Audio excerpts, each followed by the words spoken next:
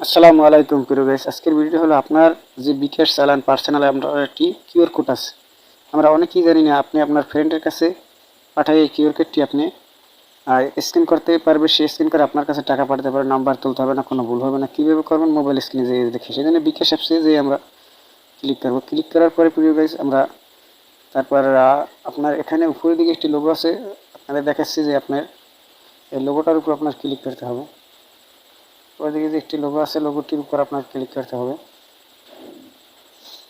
এই লোগোটির উপর ক্লিক করবেন। লোগোটির উপর ক্লিক করার পর এখানে অনেক নাম পরিবর্তন, আমার কিউআর, অনেক ফাংশন আছে আপনাদের দেখাচ্ছি। যেমন আমার কিউআর, এটির উপর ক্লিক করবেন। আমার কিউআর এটির উপর ক্লিক করবেন। তারপর এটির উপর ক্লিক করার পরে এখানে আপনি কিউআর কোডটা দেখতে পারবেন আপনি স্ক্যান করার জন্য। এখানে সমস্ত ডিটেলস লেখা আছে। ডাউনলোড করার জন্য আপনি এটির উপর ক্লিক করবেন, আপনার এটা ডাউনলোড হয়ে যাবে।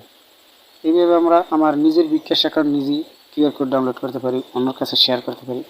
ভিডিওটি ভালো লাগলে সাবস্ক্রাইব করুন, পাশে থেকে বেল আইকনটি বাজিয়ে দিন। আল্লাহ হাফেজ। এভাবে আমরা গ্যালারিতে সেভ হয়ে গেছে, এভাবে করতে